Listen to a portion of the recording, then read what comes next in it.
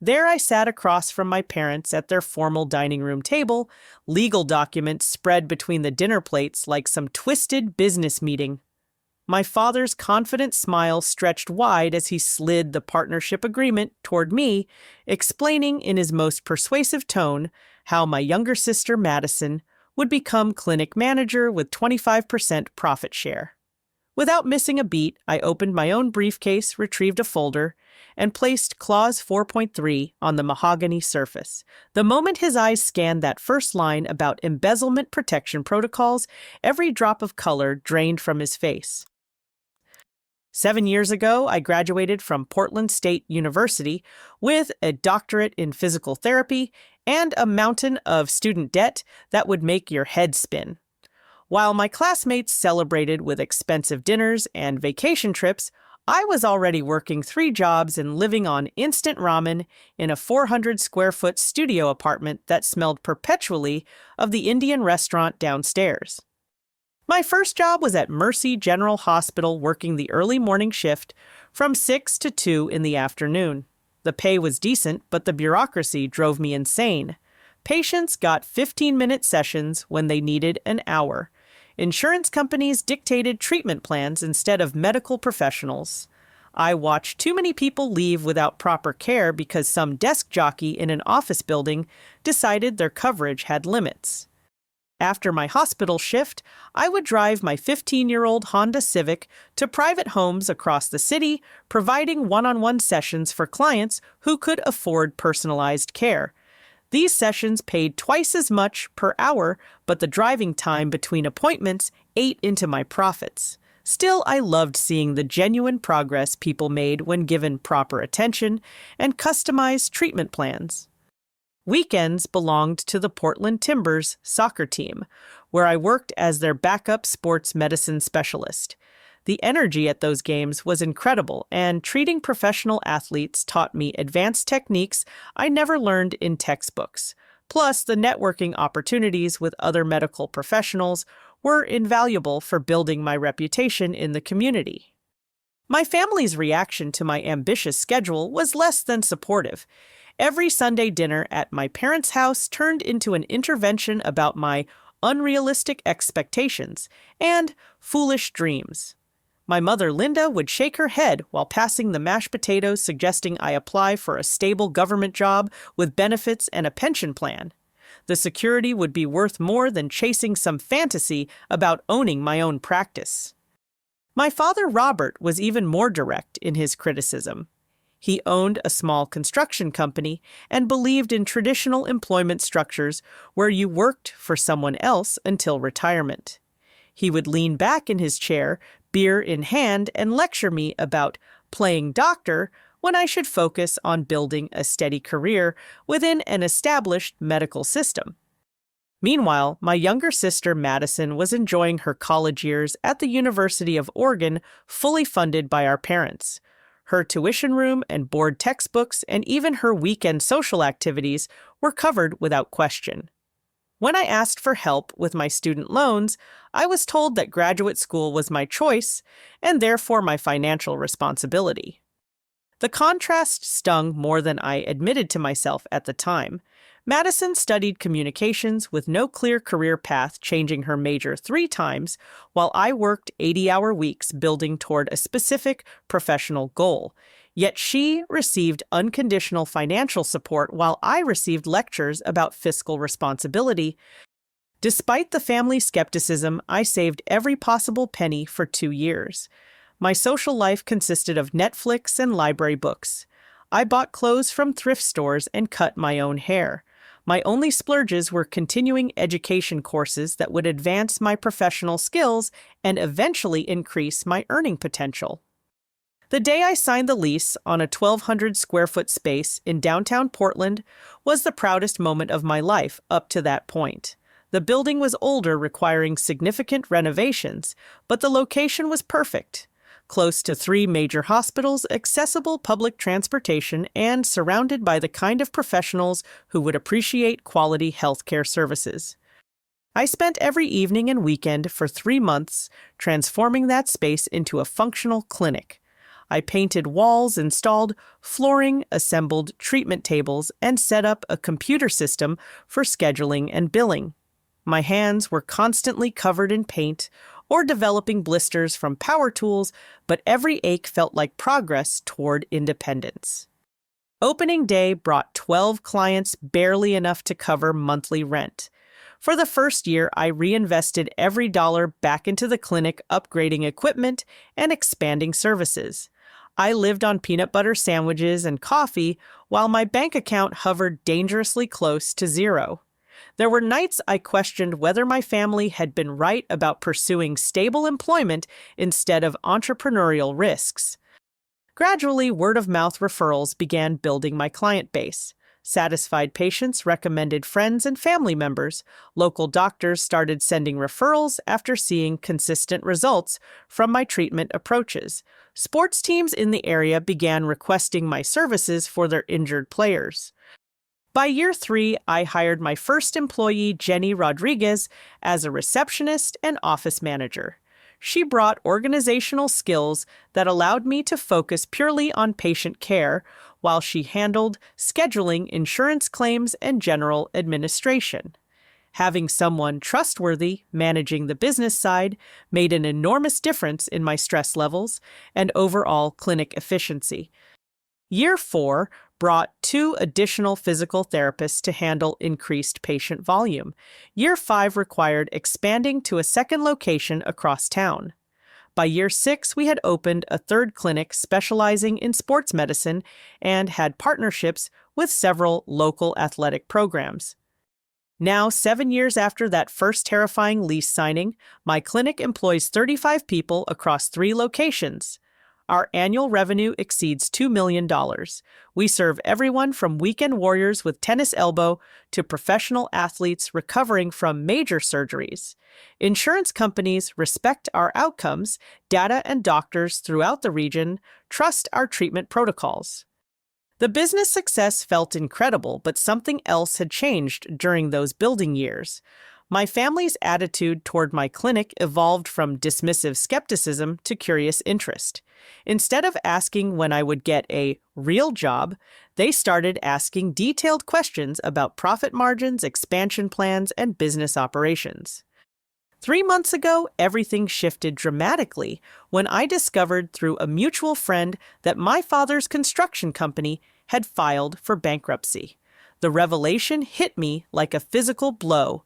For 2 years, he had been hiding mounting debts and declining contracts while continuing to lecture me about business decisions and financial responsibility. Suddenly, my family's newfound interest in my clinic's success took on a completely different meaning. Their questions weren't born from pride in my achievements or curiosity about my industry.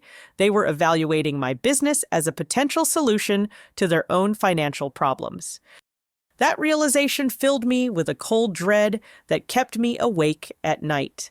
Everything I had built through sacrifice and determination was being viewed as a family resource rather than my personal accomplishment. The clinic represented 7 years of my life, thousands of hours of labor, and every dollar I could scrape together. Now I wondered if my family saw it as their inheritance or emergency fund. The changes in my family's behavior became impossible to ignore over the past 6 months.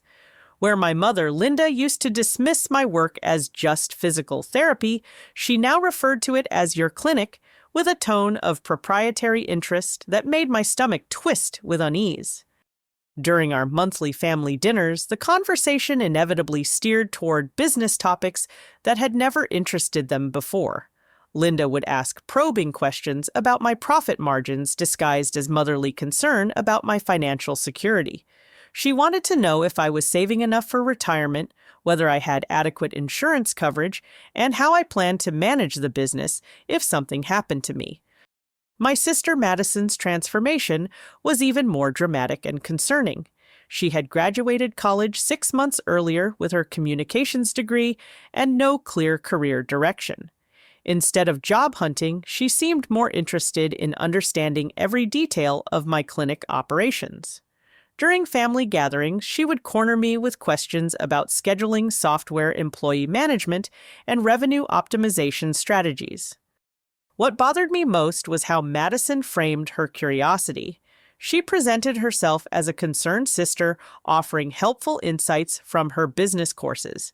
She would make casual observations about inefficient scheduling practices she noticed during her visits to the clinic. Her suggestions for untapped revenue streams always involved expanding services beyond my professional expertise or cutting corners on patient care quality. Madison's visits to my clinic became increasingly frequent and intrusive. She would arrive during our busiest hours claiming she wanted to see how everything works or understand what makes the business successful.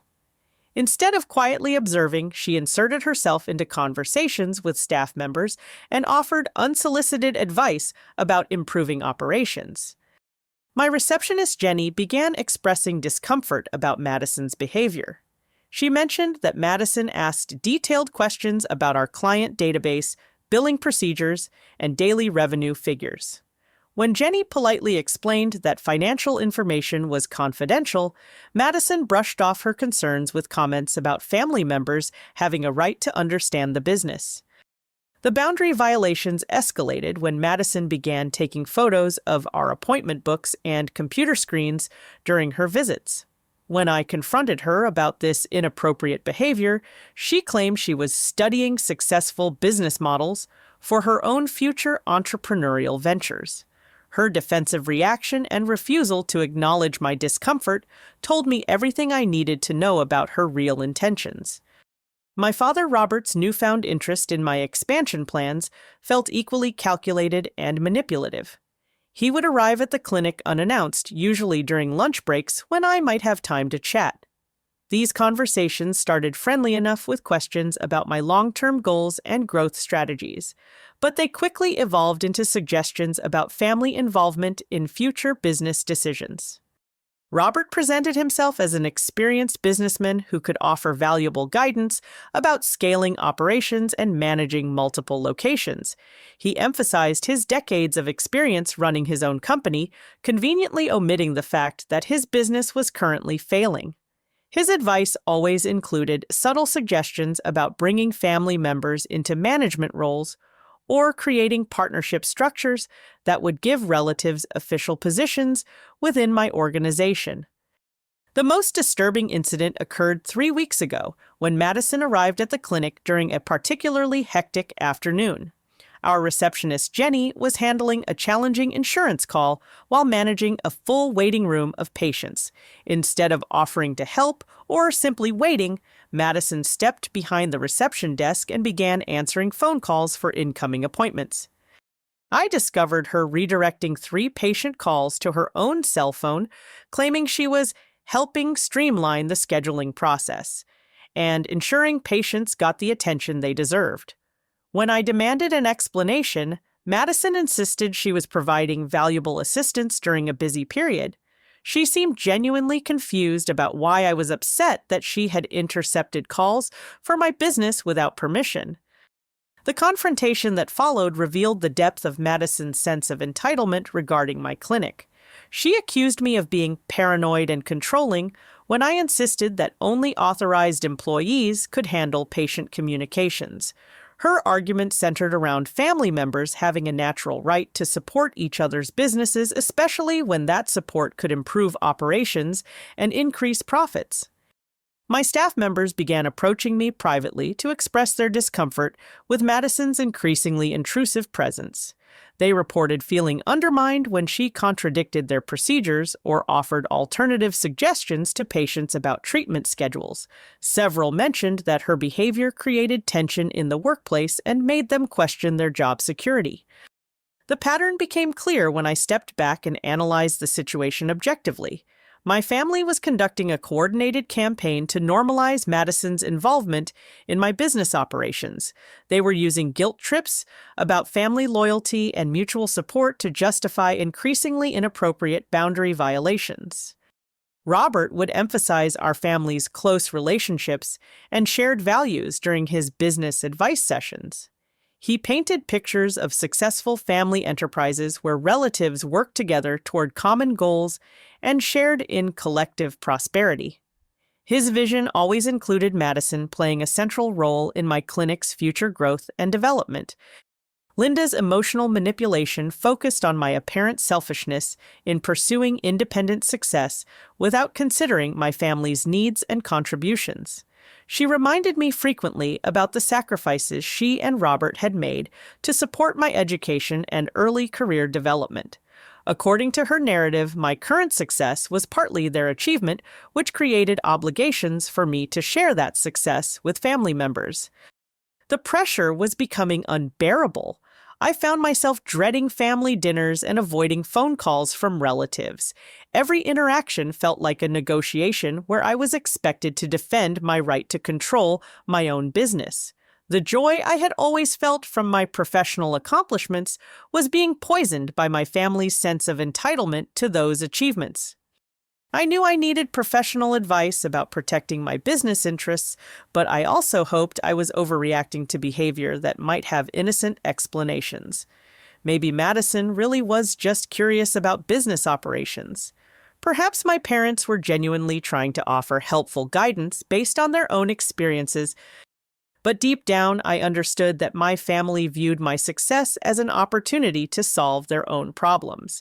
They saw my clinic not as my life's work, but as a family resource that should be shared according to their perceived contributions and needs. That realization filled me with a sense of betrayal that cut deeper than any professional challenge I had ever faced. Over the past 3 months, my family's campaign to involve Madison in my clinic operations intensified into a sophisticated psychological warfare campaign that left me questioning my own perceptions and reactions to their increasingly aggressive behavior. Our weekly family dinners transformed from casual social gatherings into mandatory business strategy sessions where clinic operations dominated every conversation. My father, Robert, had developed a masterful approach of mixing genuine compliments about my professional success with carefully planted suggestions about the importance of family unity in business ventures. He would start these conversations by praising my accomplishments and expressing pride in how far I had come since those early struggling years. Then he would seamlessly transition into stories about successful family businesses in our community, where relatives work together to achieve greater prosperity than any individual could accomplish alone. His message was clear. Without being directly stated, my independence was limiting my potential success. Madison's research into my business structure became increasingly sophisticated and concerning. She had somehow acquired knowledge about partnership laws, corporate governance structures, and succession planning principles that went far beyond casual curiosity. During family gatherings, she would casually mention legal concepts and business terminology that demonstrated serious study of entrepreneurial frameworks. Her questions about my clinic's vulnerabilities were particularly troubling. She wanted to know about my contingency plans if I became unable to work due to illness or injury.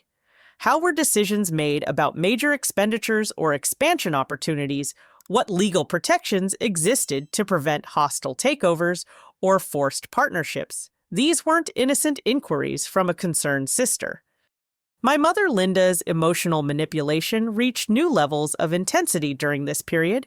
She had perfected a routine of tearful speeches about family loyalty and mutual support that made me feel guilty for maintaining professional boundaries. According to her narrative, my success had created distance between us, and my refusal to involve family members in business decisions proved that achievement had changed me for the worse. Linda's favorite manipulation technique involved reminiscing about my childhood and the sacrifices she and Robert had made to support my dreams. She would become emotional while describing how proud they were of my accomplishments, then express hurt that I no longer trusted them enough to include them in important decisions. Her tears felt genuine, which made resisting her pressure even more psychologically difficult. During this period, Madison began building relationships with key people in my professional network without my knowledge or consent. I discovered through casual conversation that she had befriended my accountant, Sarah Chen, during a chance encounter at a coffee shop. Madison had introduced herself as my sister and asked detailed questions about small business financial management under the guise of considering her own entrepreneurial ventures. Sarah later mentioned that Madison seemed unusually interested in partnership structures and profit-sharing arrangements in family businesses. She had asked specific questions about how ownership percentages are determined and what legal protections exist for minority partners in small companies. Sarah found the conversation interesting enough to mention several books and resources about family business dynamics that Madison could study. Similarly, Madison had been cultivating relationships with several of my key staff members, particularly my office manager, Jenny Rodriguez. She would arrive at the clinic with coffee and pastries, creating opportunities for informal conversations about workplace dynamics and operational challenges. Jenny initially appreciated the friendly gestures, but gradually became uncomfortable with Madison's probing questions about employee satisfaction and management effectiveness. Madison's criticism of my leadership decisions became more frequent and pointed during these staff interactions. She would make subtle comments about scheduling inefficiencies or suggest alternative approaches to patient communication that undermined my authority. When staff members mentioned these conversations to me, they expressed confusion about whether Madison held any official position within the organization. The most shocking discovery came when I encountered my building's landlord, Tom Wilson, at a local coffee shop 3 weeks ago. During our casual conversation, he mentioned having productive meetings with your sister about operational improvements and future management transitions. My blood turned to ice as I realized Madison had been meeting with Tom without my knowledge to discuss my clinic's operations. When I confronted Madison about these unauthorized meetings, she claimed they were informal conversations, where she happened to run into Tom and naturally discussed general business topics. Her explanation fell apart when Tom later provided specific details about their discussions, including Madison's questions about lease transfer procedures and what would happen if the current tenant needed to bring in management partners. This revelation forced me to acknowledge that my family's interest in my business was not spontaneous or casual. They had been conducting a coordinated long-term strategy to position themselves for involvement in my clinic operations. Madison's research, our parents' pressure campaigns, and these behind-the-scenes relationship-building efforts were all part of a calculated plan to gain access to my business assets and decision-making authority. I immediately scheduled a consultation with David Martinez, a business attorney specializing in small company protection strategies. David's initial assessment confirmed my worst fears about my vulnerability to family manipulation and potential legal challenges. He explained that family members have various avenues for claiming involvement in successful businesses, particularly when they can demonstrate ongoing relationships and contributions to operations. David's recommendations included implementing comprehensive corporate protection structures, updating access protocols for sensitive business information, and creating legal documentation that would prevent unauthorized partnership claims. He also suggested installing security measures to protect against information theft and unauthorized representation of my business interests. The process of implementing these protections was emotionally devastating because it required accepting that my family posed a genuine threat to everything I had worked to build. Installing security cameras in my clinic felt like a violation of the trust and openness I had always valued in my professional relationships. Restricting access to financial information and client data meant treating my own family members as potential corporate espionage threats. But David's most important advice was to prepare for escalation. He warned that families who feel entitled to business ownership rarely accept legal boundaries without significant resistance. He predicted that my protective measures would trigger more aggressive pressure tactics, possibly including threats to my professional reputation or attempts to manipulate clients and staff members against me. His prediction proved accurate sooner than either of us expected. Within a week of implementing new security protocols, my family's behavior shifted from persistent persuasion to barely concealed hostility.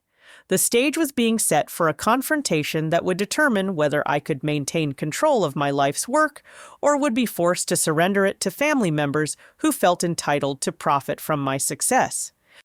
The past month brought a relentless pressure campaign from my family that pushed my stress levels to the breaking point and confirmed my worst suspicions about their ultimate intentions regarding my clinic ownership and management control.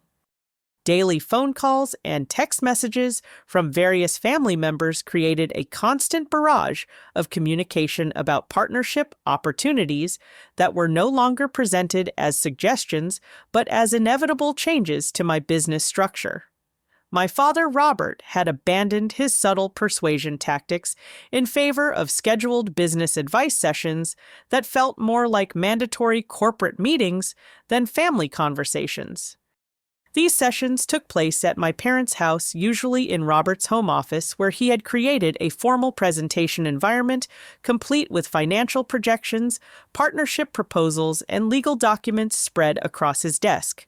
He would begin each meeting by emphasizing his decades of business experience and express concern about my lack of succession planning and risk management strategies.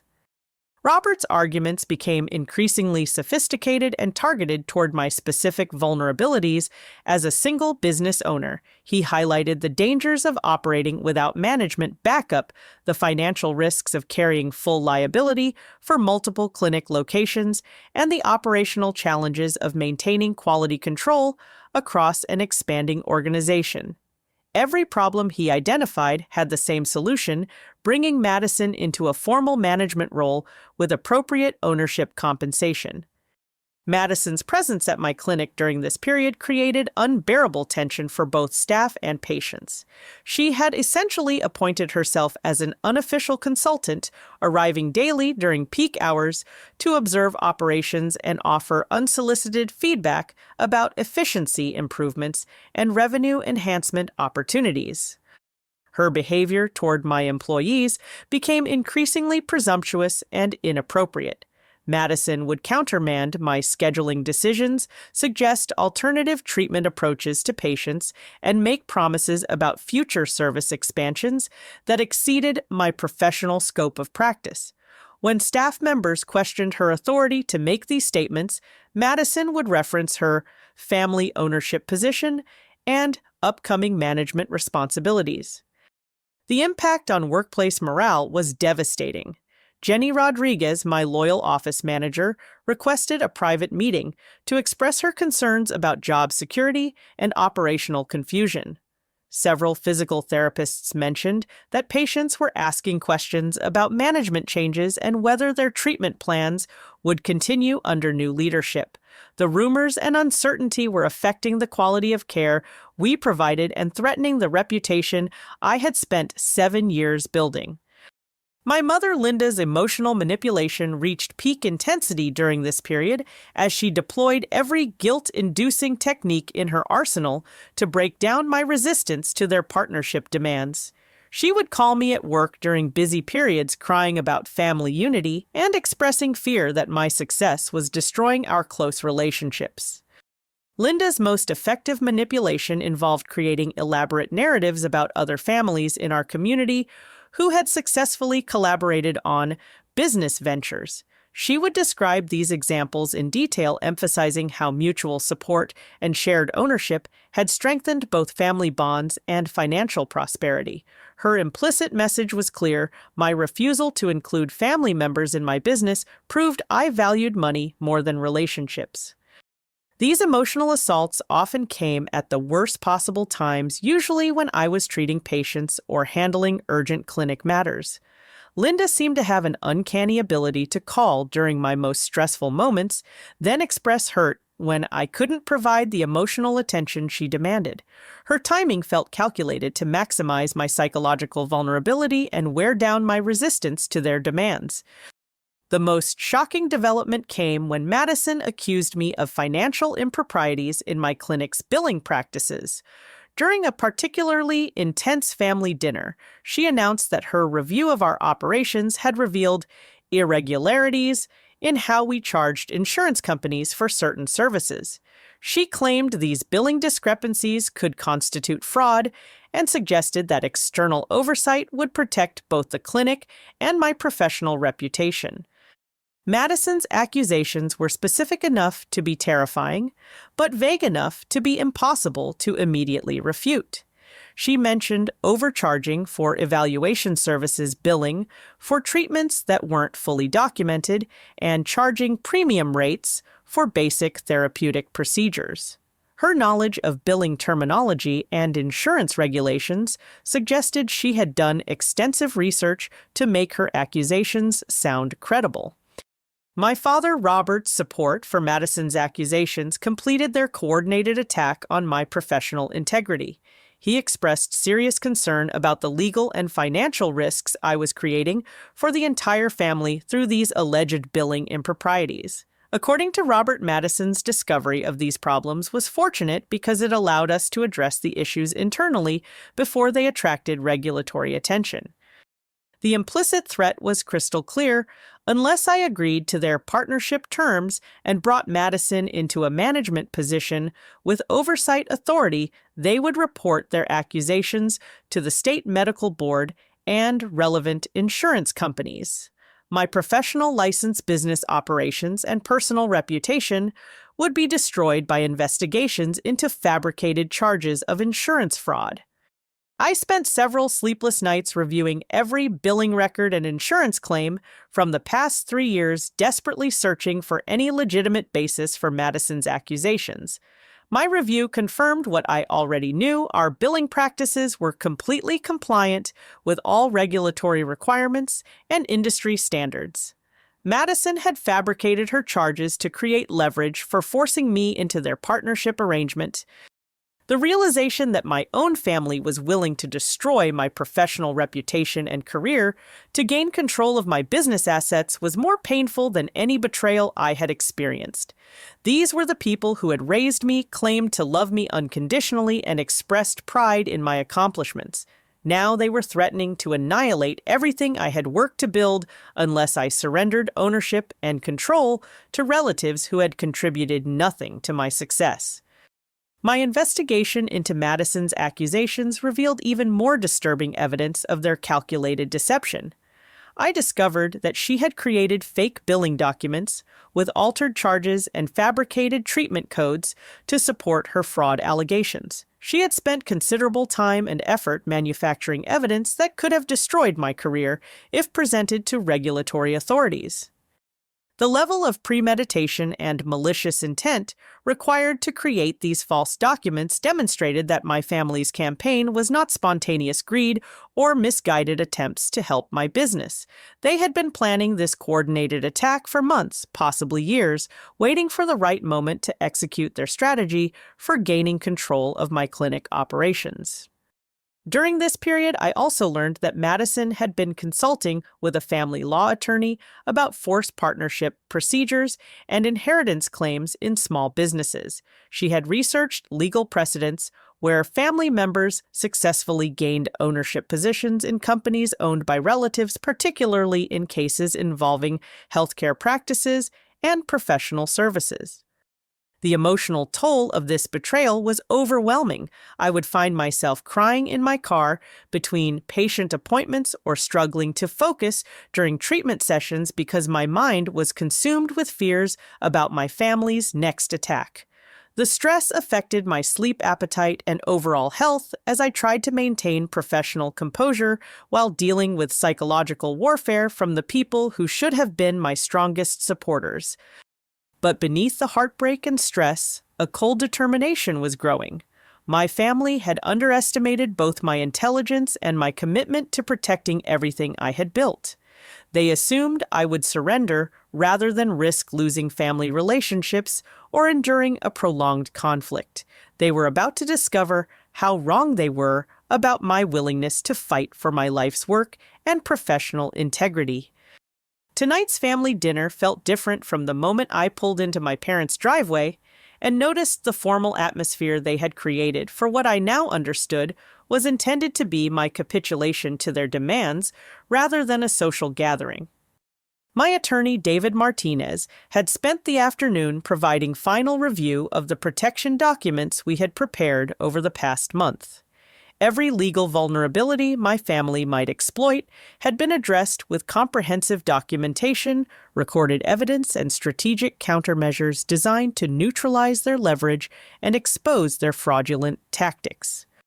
The decision to let my family present their complete demands before revealing my defensive preparation was strategically important but emotionally devastating. David had advised that allowing them to fully commit to their position would strengthen my legal case and make their retreat more complete when confronted with consequences for their behavior. Walking up the front steps of the house where I had grown up, I felt like I was approaching a business negotiation with adversaries rather than visiting family for dinner. The realization that my childhood home had become hostile territory filled me with profound sadness that competed with my determination to protect everything I had worked to achieve. The formal dining room had been arranged like a corporate boardroom rather than a family meal setting. My parents were dressed in business attire instead of their usual casual clothes, and Madison wore a professional suit that suggested she expected to be signing official documents before dessert. The message was clear: this was a business transaction, not a family gathering. My mother, Linda, had prepared an elaborate dinner featuring all of my childhood favorites, from her famous pot roast with garlic mashed potatoes to the chocolate cake she used to make for special occasions. Family photos from my graduation clinic opening and various celebrations were prominently displayed around the room in what felt like a calculated attempt to evoke emotional memories that might soften my resistance to their demands. The nostalgic atmosphere was designed to remind me of happier times when family unity meant mutual support rather than exploitation. Looking at photos of my parents proudly attending my doctorate graduation or celebrating my clinic's first anniversary, I felt grief for the relationships that were about to be permanently damaged by their greed and sense of entitlement. My father, Robert, opened the evening with a polished presentation that demonstrated extensive preparation and professional consultation. He had prepared detailed financial projections showing how family partnership would benefit everyone involved, complete with charts, graphs, and legal documentation that had obviously been created by attorneys and accountants. Robert's proposal outlined a comprehensive restructuring of my clinic operations that would bring Madison into a management position with 25% ownership and operational control over daily business decisions.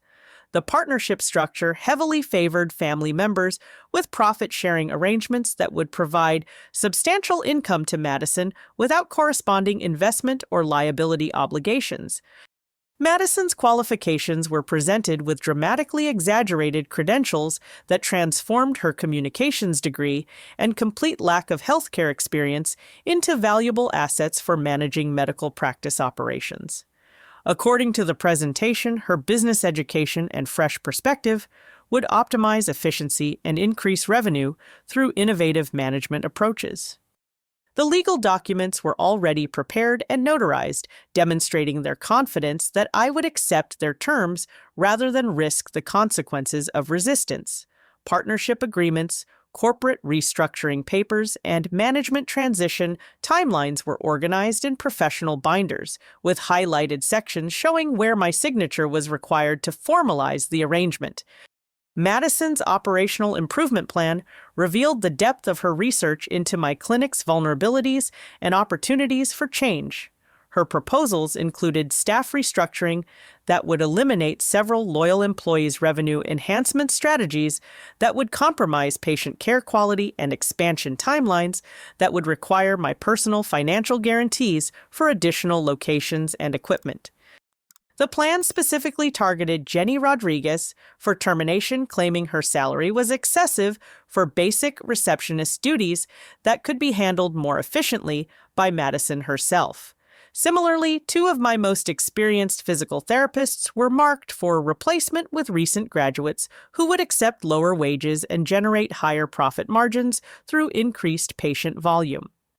The most shocking revelation came when my father announced that partnership paperwork had already been submitted to relevant state agencies based on their assumption that I would recognize the inevitability of their proposal and cooperate with the transition process.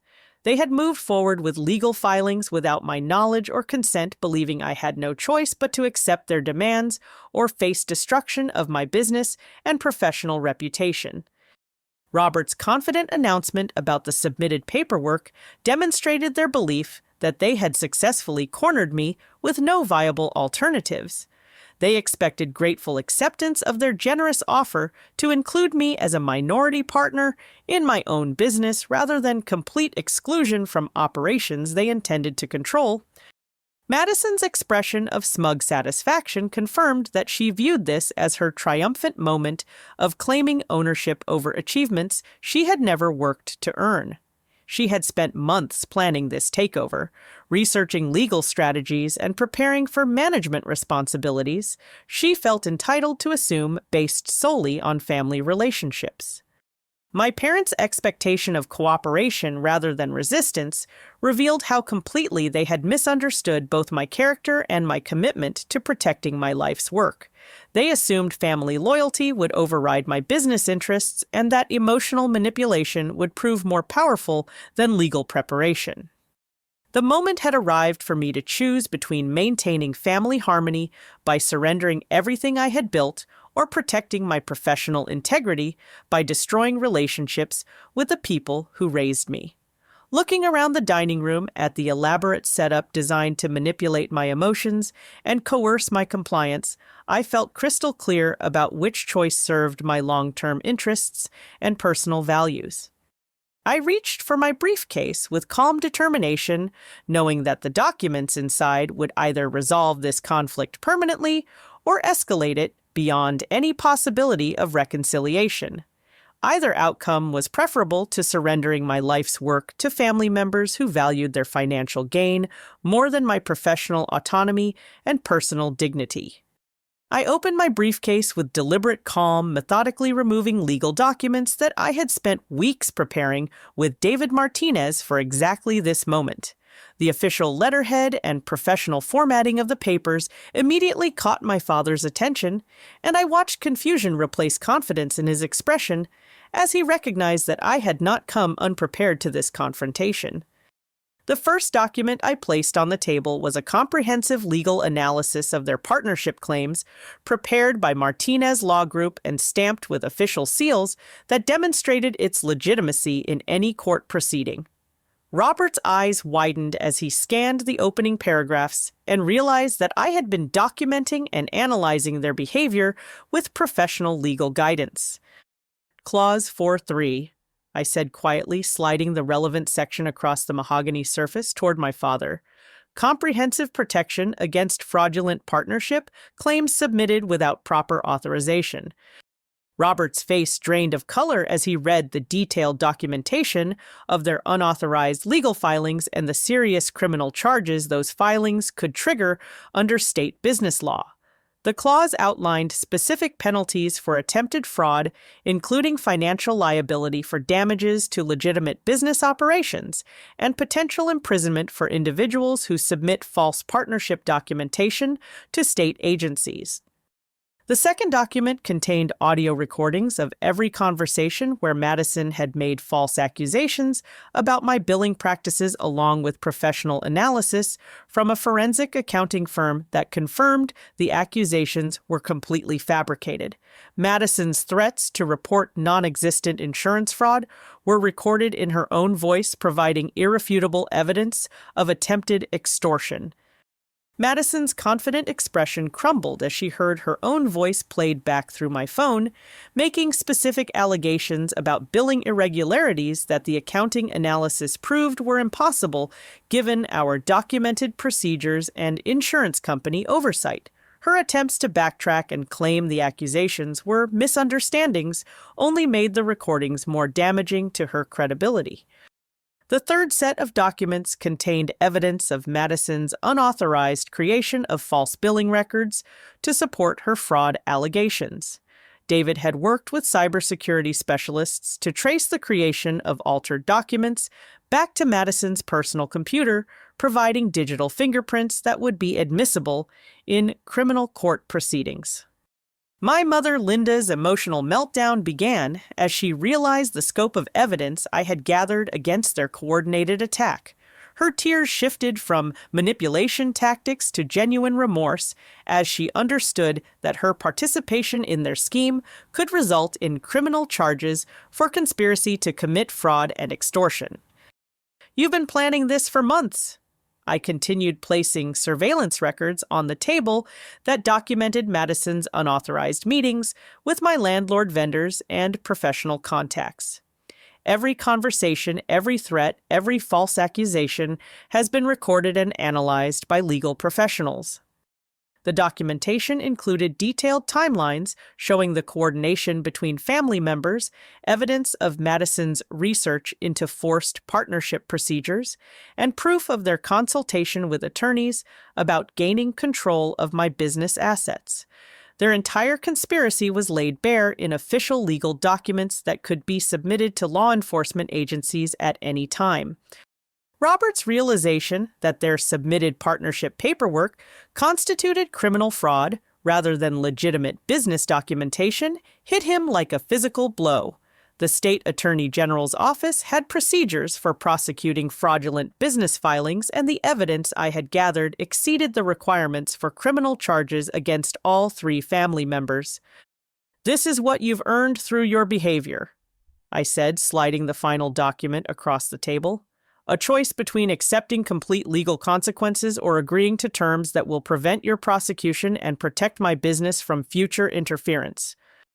The consequences document outlined criminal charges available under state law for attempted fraud, extortion, and business interference, financial liability for damages to my clinic's operations, and reputation exceeded $200,000, not including legal fees and lost revenue from their disruption of normal business activities.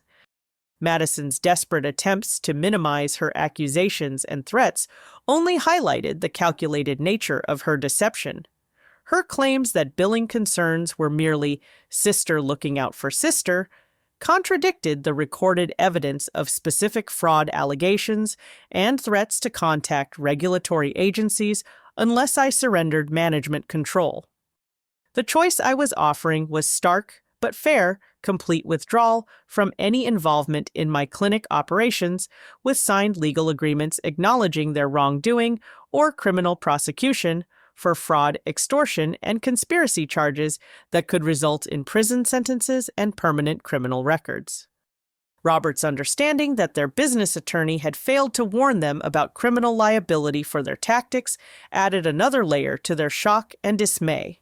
They had assumed their legal consultation provided protection for aggressive partnership tactics, not realizing that fraudulent documentation and extortion threats crossed into criminal territory regardless of family relationships. Linda's growing comprehension that their greed had destroyed family unity permanently was perhaps the most devastating consequence for her to process.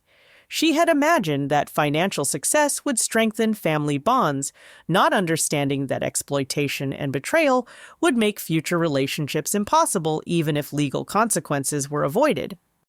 The documentation I presented included affidavits from clinic staff members describing Madison's inappropriate behavior interference with patient care and attempts to undermine my authority with employees.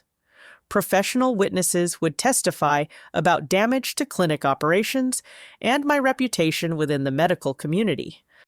"You have 24 hours to decide." I concluded, gathering the documents back into my briefcase. "Sign the withdrawal agreements and acknowledge your wrongdoing or face prosecution for attempted fraud and extortion. Those are your only options." The silence that followed was broken only by Linda's quiet sobbing, as she fully understood the permanent damage their actions had caused to our family relationships. The elaborate dinner she had prepared remained untouched, as the reality of criminal liability and destroyed trust settled over the formal dining room. Madison's final attempt to negotiate partial involvement in clinic operations was met with absolute refusal. The evidence of her deception and willingness to damage my professional reputation eliminated any possibility of future business relationships or family trust that could support ongoing cooperation. My father's request for time to consult their attorney was granted, but the 24-hour deadline remained firm.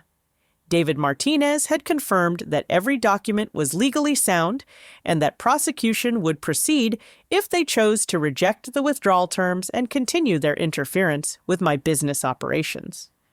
Walking away from that confrontation felt like emerging from a battlefield where I had achieved complete victory at the cost of permanent family destruction. The strategic preparation had worked perfectly, but the emotional price of protecting my life's work was higher than I had imagined when this conflict began. The 24 hours following my ultimatum felt like the longest day of my life, but my family's response came much sooner than expected. Robert called at 8 the next morning, his voice hollow with defeat, as he agreed to sign all withdrawal agreements and acknowledge their attempted fraud in writing. Madison's capitulation took longer to achieve and required additional legal pressure from David Martinez before she accepted complete exclusion from any involvement in my clinic operations. Her attempts to negotiate partial consulting roles or future partnership opportunities were firmly rejected, with David explaining that the evidence of her deception eliminated any possibility of professional trust.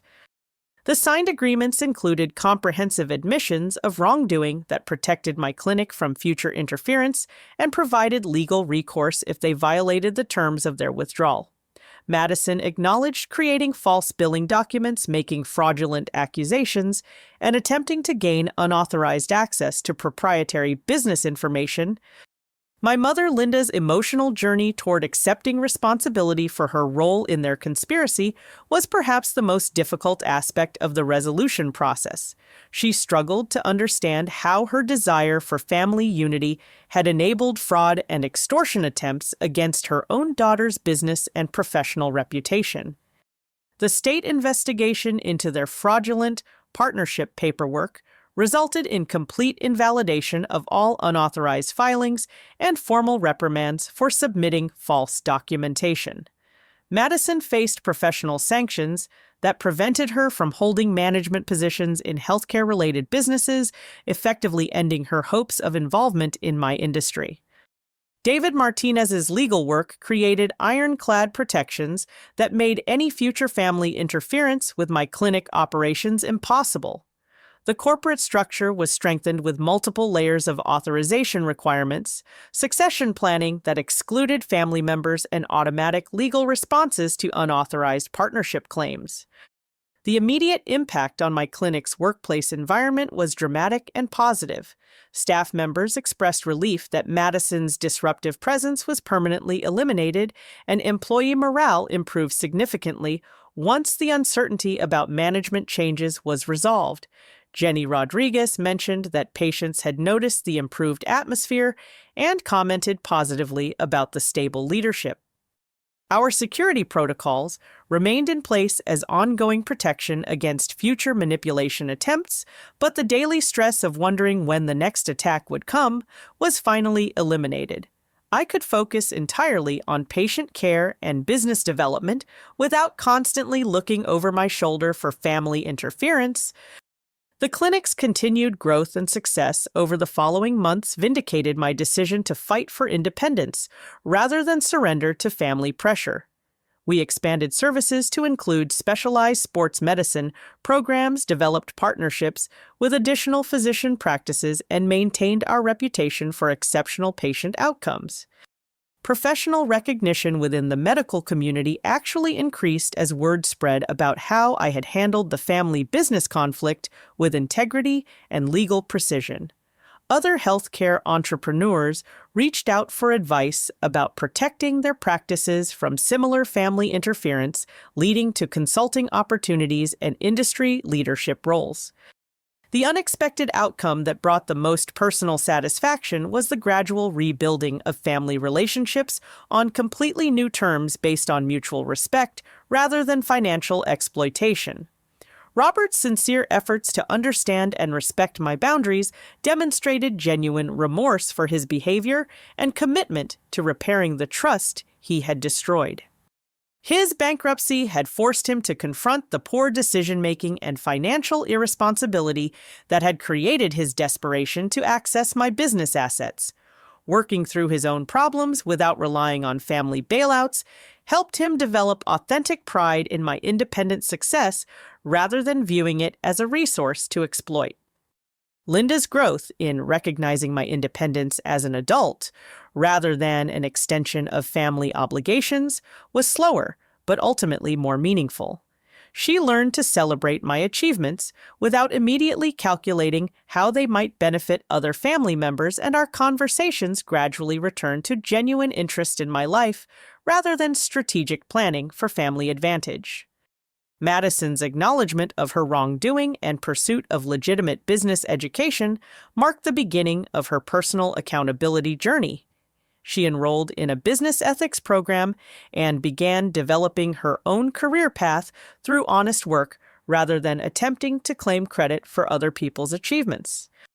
The rebuilding of our sister relationship required months of careful boundary setting and trust-building exercises, but eventually produced a healthier dynamic based on individual accomplishments rather than family hierarchy expectations. Madison's respect for my professional expertise grew as she developed her own business knowledge through legitimate education and experience. 1 year after that confrontational dinner, I can honestly say that protecting my clinic from family exploitation was the most important decision I made in my entire professional career. The short-term pain of destroying dysfunctional family dynamics created space for healthier relationships based on genuine appreciation rather than financial manipulation. My clinic now serves 3 communities with expanded services, employs 47 people, and maintains partnerships with medical practices throughout the region. The annual revenue has grown to $2.8 million, and our patient satisfaction scores consistently rank among the highest in the state healthcare system. More importantly, I wake up every morning proud of what I've built and confident that it belongs entirely to me. No family member can claim ownership of my achievements or threaten to destroy what I've worked to create. The independence I fought to protect has allowed me to succeed beyond my original dreams while maintaining integrity in both professional and personal relationships. The meaningful life lesson that emerged from this painful experience is that family love must include respect for individual autonomy and personal boundaries. True supportive relationships celebrate independence rather than demanding dependency, and healthy families encourage individual success rather than attempting to exploit it for collective benefit. Protecting what you've built isn't selfish when family members attempt to claim ownership of achievements they never worked to earn. Setting boundaries against manipulation and exploitation is an essential act of self-respect that ultimately allows for stronger relationships based on mutual appreciation rather than financial entitlement. The peace I feel now comes from knowing that my success belongs entirely to me, while my family relationships exist because we choose to value each other rather than because financial dependency creates artificial obligations. That balance between independence and connection represents everything I hoped to achieve when I first dreamed of owning my own clinic.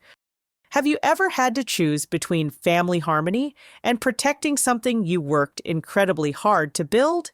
How do you balance family loyalty with personal boundaries when relatives feel entitled to benefit from your success? I'd love to hear your thoughts and experiences in the comments below. If this story resonated with you, please hit the like button, subscribe for more stories about standing up for yourself, and share this with anyone who might be facing similar family pressure. Thanks for listening to my journey, and I hope it helps you find the strength to protect what matters most to you.